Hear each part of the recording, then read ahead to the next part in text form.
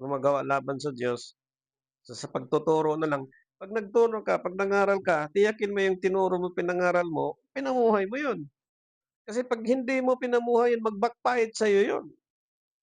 'Pag nag-backfire yun at mas malakas yung sabog sa'yo, yung presence ng Diyos hindi makikita sa isang tao. Hindi siya magsabi ng katotohanan sapagkat they are tempted by the enemy at pinasok siya ng personal ambitions. Pag pinasok ng personal ambitions, ang sabi ng scripture, that is against of the Spirit of God. Okay. I-prove natin na ito pala laban sa Diyos. Okay. Prove natin ha. Sa paliwanag po ni Propeta Isaiah in chapter 63 verse 10, ito pong sinabi niya. Isaiah chapter 63 verse 10.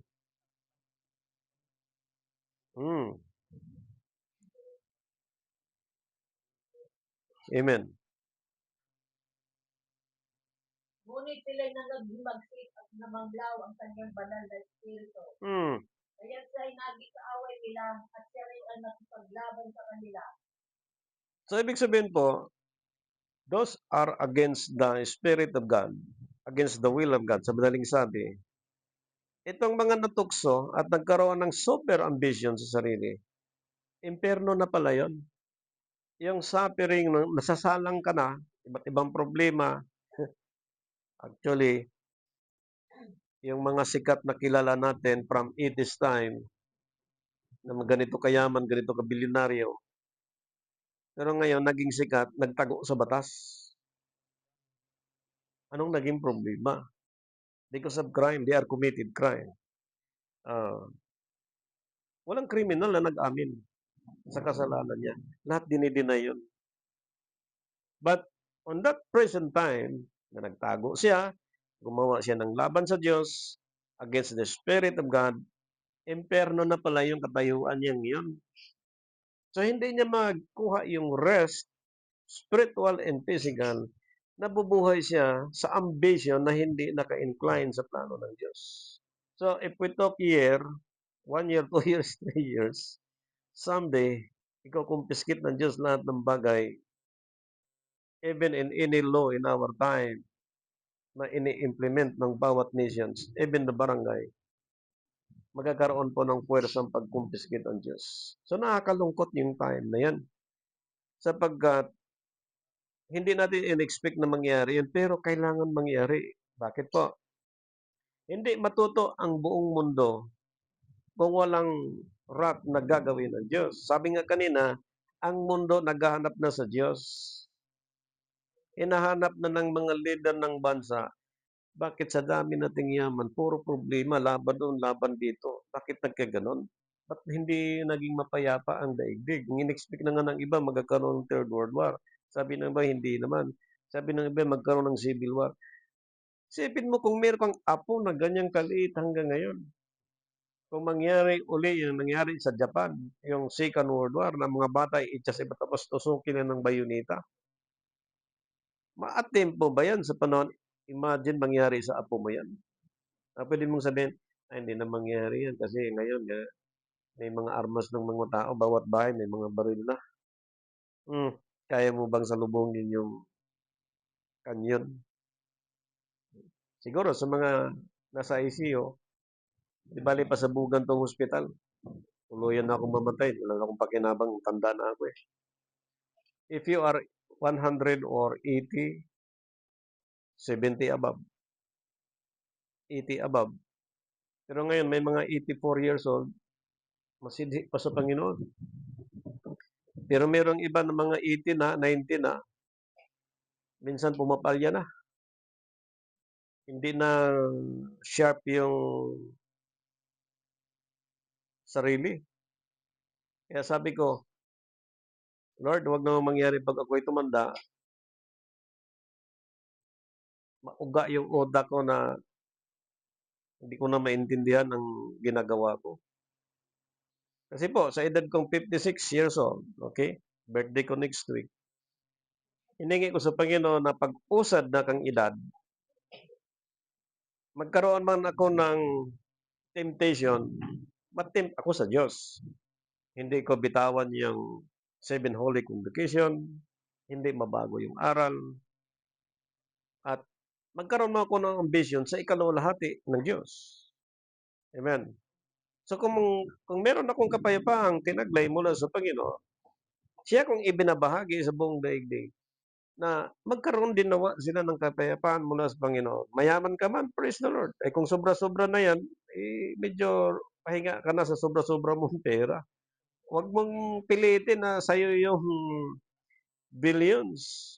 Kung meron ka ng asyenda, meron ka ng mga apartment, meron ka ng mga barko, siguro tama na yan. I-roll mo na lang, huwag mo nang pilitin na habulin mo ng habulin. Yan ang payo ko sa mga mayayaman, sa mga bilyonaryo. May panahon pa ngayon, kung gusto mo personal counseling, usap tayo, tawagan nyo ako, kung saan gusto mo, basta kasya lang ng motor, payuhan kita. Walang bayad, libre. Yan. Sapagkat nakakalungkot po na nagbanig kayo sa pera at ginto, pero araw at gabi umiiyak is maraming problema. Hindi niya alam kung paano isolve ang inyong problema. O nga, may driver kayo, may katulong, may nag-grocery, dami niyong pera, pero ang inyong sarili, hindi niyo may tago, may malaki kayong problema. Okay, hindi tayo nagkita, hindi tayo kasama sa isang subdivision, hindi tayo kaibigan, pero ang social media, pinapakita kung anong itsura ng buong daigdig ngayon. Sa trial court, sa Congress, sa Senate, sa Supreme Court, maging sa International Court. Mga abogado, mga judge. So para sa akin ngayon, actually, ang mundo nagkaroon ng crisis sa legal.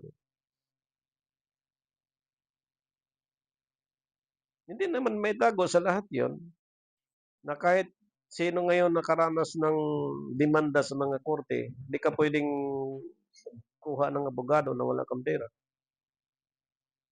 At magkano ibabayad mo kung meron kang 5 o 10 abogado para idepensa ang kaso mo? Lagayan meron yan.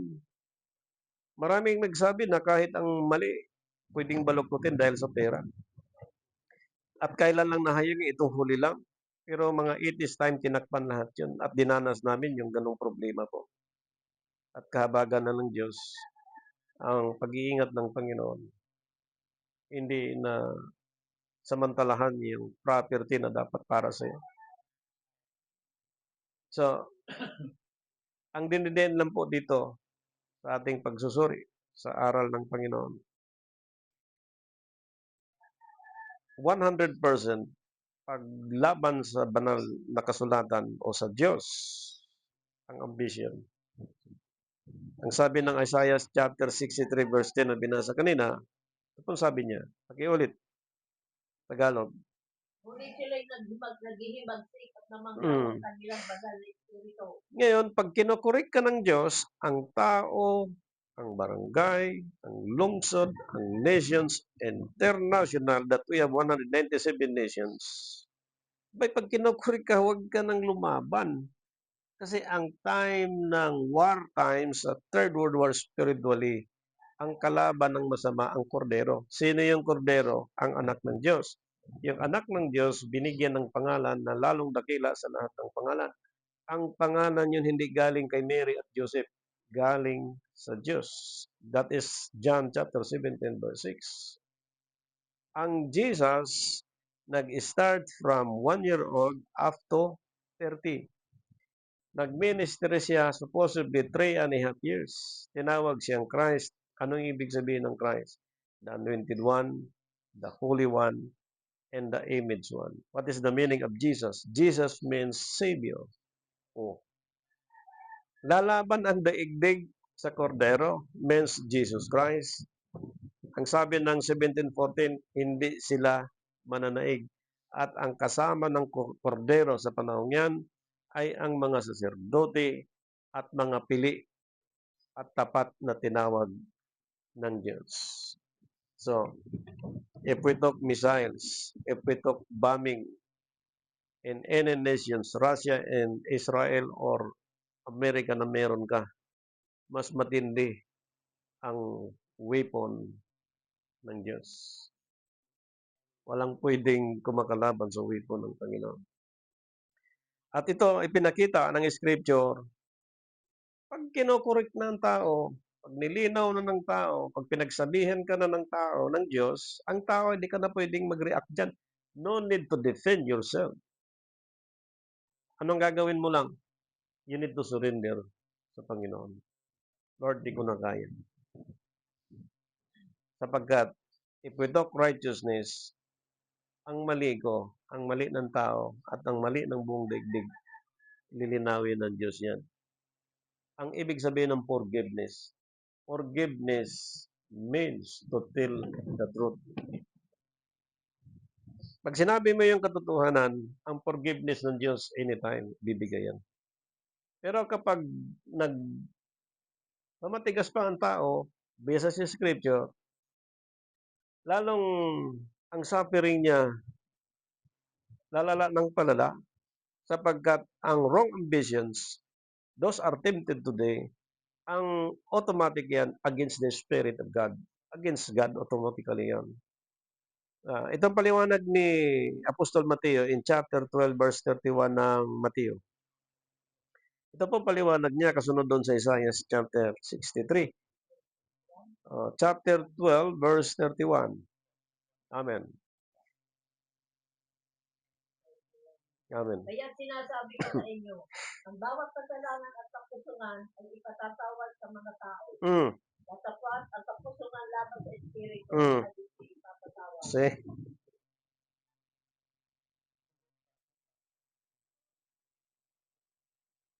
Ang Isaiah chapter 1 verse 18, kung kasing pula ng kasalanan, ng dugo ang kasalanan ng tao, ay kayang paputiin tulad ng nibi. Ngunit kung ang tao nagkasala laban sa Espiritu, walang kapatawaran. Okay.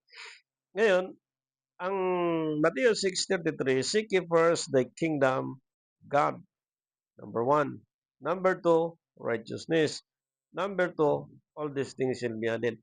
If we talk righteousness, kailangan i-sure lahat ng tao, lahat ng ambition na meron ng isang tao, ito ba hindi against the Spirit of God?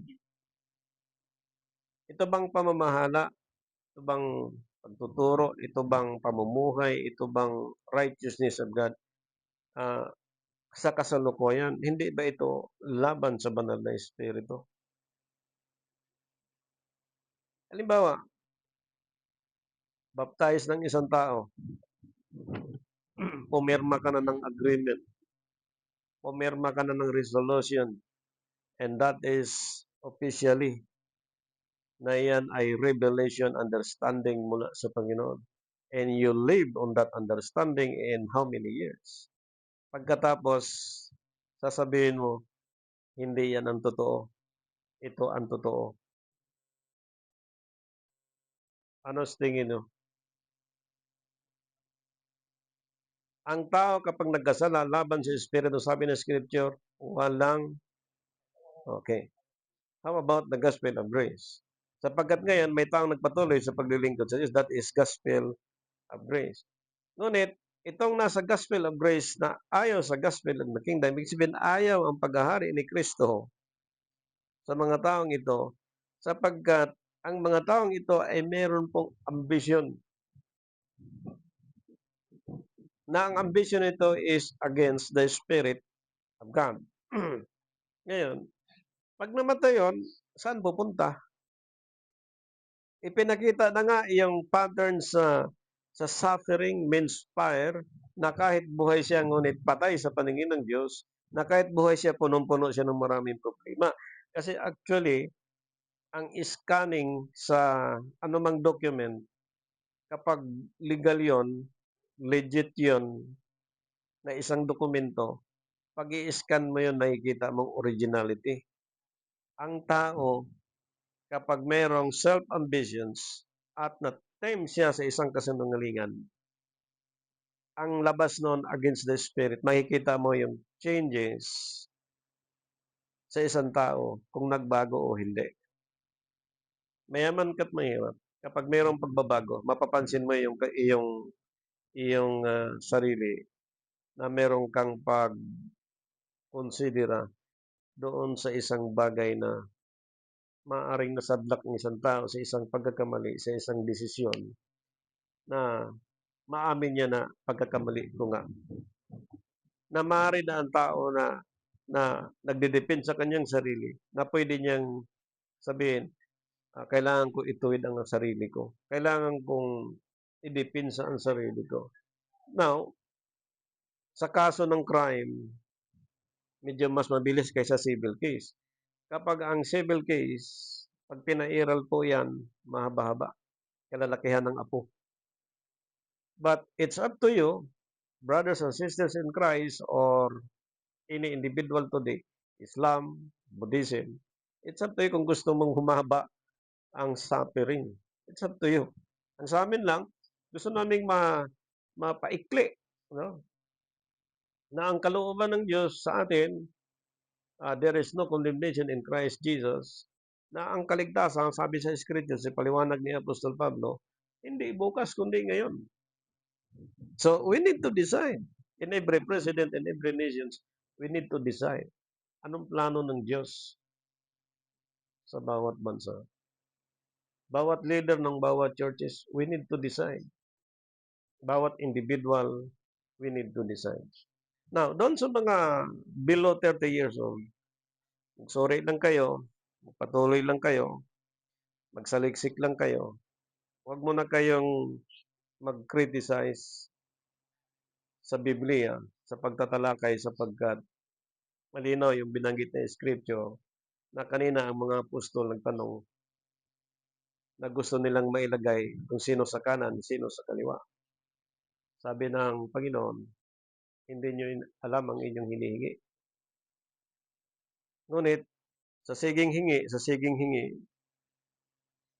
na hindi alam, darating ang araw na posibleng ma-persecute ang gawa ng banal na Espiritu. Walang kapatawaran yun. Kasi po, maraming ambitions ang tao. Ako ay naniwala na ang kasinungaling na pwedeng umiral para lukuhin ka lang. Nahawakan mo yung isang bagay, pumasok ang ambition, mayaman na ako nito. Kaya maraming mga manggagawa sa Panginoon na pumasok sa conspiracy, pumasok sa panluloko sa kapwa. Kasi nga, ang temptation hindi nagmula actually sa iyo yan. Nagmula yan sa evil. And then yung evil, papasok siya sa isang tao, at yung tao niya na magkumbinsi sa iyo. Pag nakumbinsi ka, hindi ka na makatanggi. Halimbawa, kapatid mo, anak mo, pinsan mo, close friend mo yan, close family. So, paano ko tanggihan tong 1 billion? Paano ko tanggihan to? Mayaman na ako. Pwede ba naman yun? Kahit nga sa LTO, pag nag-apply ka ng driver, may qualification eh. Sige nga, pwede ka ba mag-drive ng height mo, ganyan lang mag-drive ka ng bus? Hindi ah. May qualification yun. Hindi ka pwedeng maghawak ng 6 wheels kung ang license mo number 2 lang. Kailangan number 3 or number 4. Hindi yung pag naglilingkod ka sa Panginoon, pagka nakahawak ka ng isang bagay na binigyan ka ng opportunity, akin na to lahat. Ako nang ano nito, ako nang... Hindi ganun. Sabi ng Panginoon, follow the leaders. Kung sinong namiminuno sa akin. Ngayon, iba na eh. Sabi ko nga noon, sa aking experience asang nagdaan, sa aking leader, sabi ko, ito bang aral tinanggap natin sa Diyos? Final na to. Final na. Ang problema, pagdating ng next year, hindi daw final. Sabi ko, ilang taon na tayo pa bago-bagong aral? Hindi ganun kasi ang aral ng pagbabago, ang aral ng evil.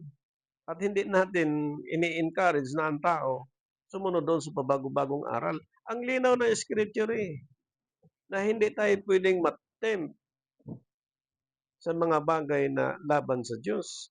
Sapagkat pag natukso ang isang tao, ang kasunod niyan is a worldly ambition. Pag pumasok yung worldly ambition, ang tao nabubuhay na sa impyerno, bagamat siya'y buhay. Balisa siya, wala siyang kapayapaan, di alam kung iniisip, kung ano-anong mga iniisip, magulo.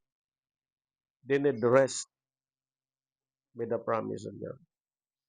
So, yung against the Spirit, malinaw. Okay, ano pa? Sa Acts chapter 5 verse 3, tingnan natin.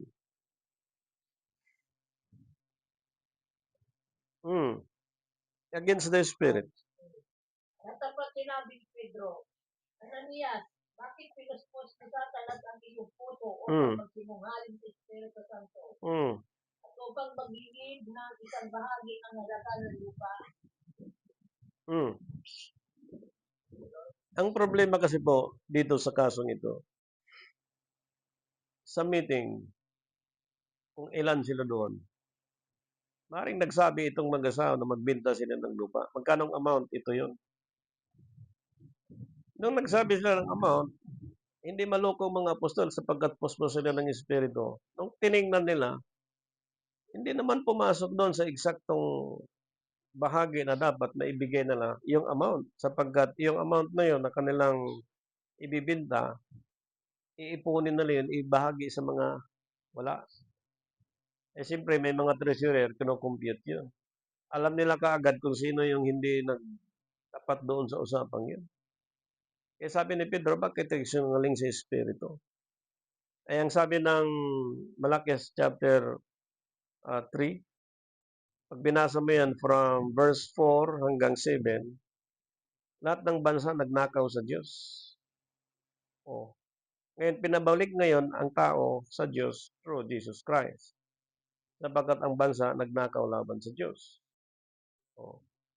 Saan sila nagnakaw? Sa ika-10 bahagi. Ano ba yung 10 bahagi na binanggit sa bagong tipan, Romans chapter 13? Buhis yun. Buhis ang tawag sa ating panahon. Magkano ang charge ngayon ng tax ng ating gobyerno? Hindi lang 10%, hindi lang 12%. Higit. Dati, kung hindi ka nagtrabaho, bibili ka sa grocery, walang charge na tax. Ngayon, meron na. May trabaho ka sa wala, plain housewife ka lang, bili ka, lahat yun included tax. Gasoline station, magkarga ka included tax. Tanong, saan napunta ang tax natin sa bansa natin? Pangsweldo sa mga nasa gobyerno, pangsweldo sa nagtatrabaho sa gobyerno. Pero kung kinokorap, ang tawag po niyan, wrong ambitions. Na-tempt sila sa million and billions of money. Ngayon, sa time natin, kung ang bansa, ang buong mundo ay nagnakaw laban sa Diyos against the Spirit of God, eh lalo na kung sinabi ng mga leader, hindi na pwede tayong magbuwis, hindi na pwede tayong mag-tax, hindi na pwede tayong mag-ikapo.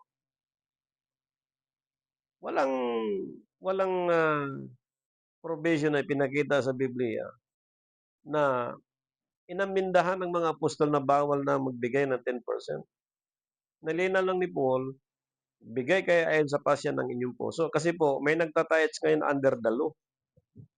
Dahil sa kailangan. Hindi po. Ang pagtatapat sa Diyos, kailangan bukal sa kalooban.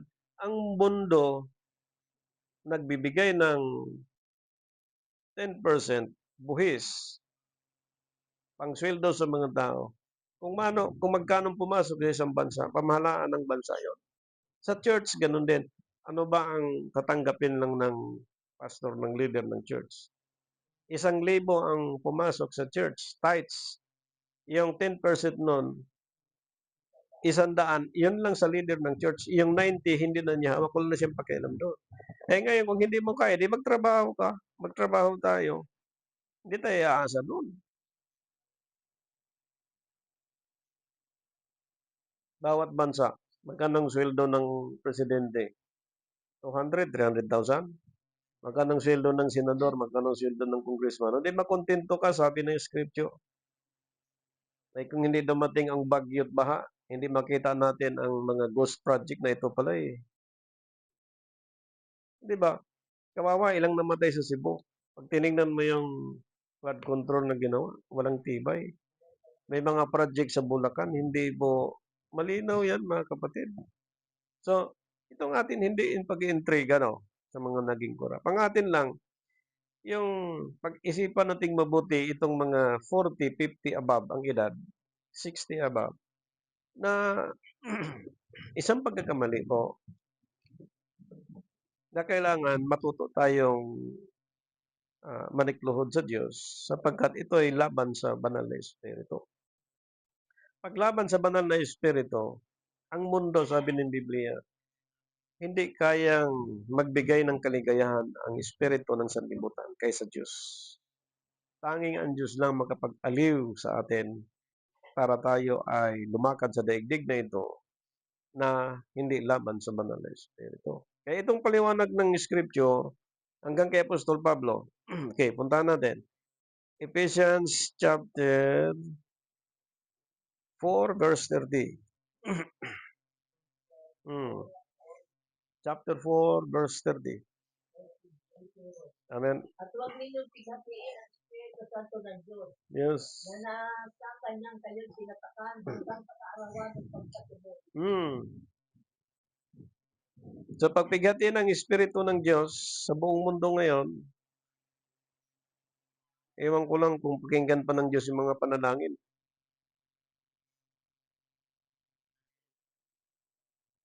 Kasi pinaghati na ng buong mundo ang Diyos. Saan pinaghati? Kaya na makapag-research niyan. At sa mga kaibigan natin sa ibang nagpapaliwanag sa banal na kasulatan. Okay. 1 Thessalonica chapter 5 verse 10. Last verse. Chapter 5 verse 19.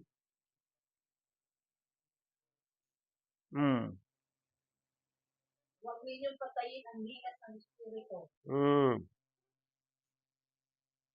Huwag patayin ang ningas ng Espiritu. Sa paanong posisyon yan pagpatay sa ningas ng Espiritu?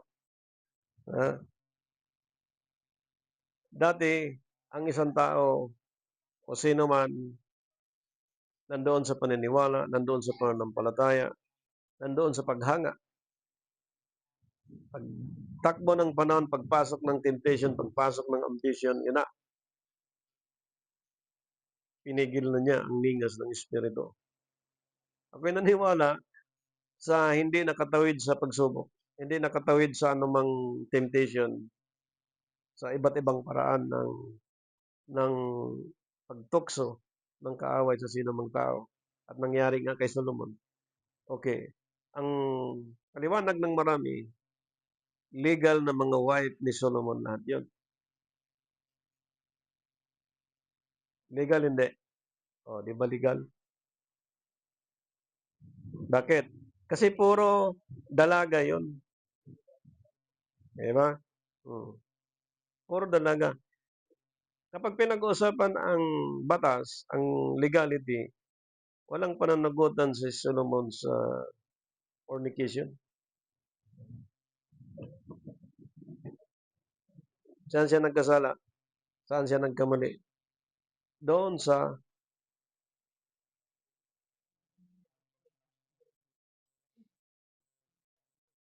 sapagkat yung puso ni Solomon ay niligan na sa pamagitan ng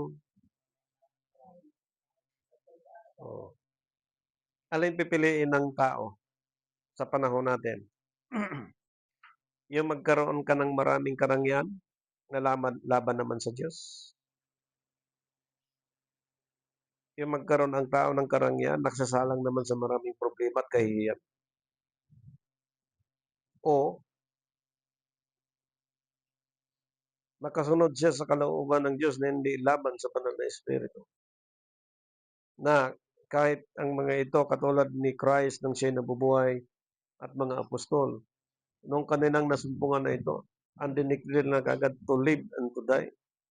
Sapagkat ang eternal life, tiniyak nila na kahit kulang sila sa material nung time na yon, nakatiyak naman sila nagkaroon ng rest ang kanilang body and soul. Sapagkat yung kanilang kausap, yung kanilang na-encounter, walang iba ang larawan ng Diyos na pinanganak ni Virgin Mary, na pinangalan ng Jesus at tinawag na Christ, nagtagumpay sa krus ng Calvary, at hindi laban sa banal na Espiritu.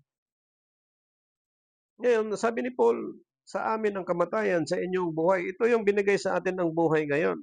That we need to follow what is the will of God in our time, not against the Spirit of God. Kaya diniin niya ito sa kasulatang ito. At sinundan niya dito sa huling binasa, 1 Thessalonica chapter 5, verse 19.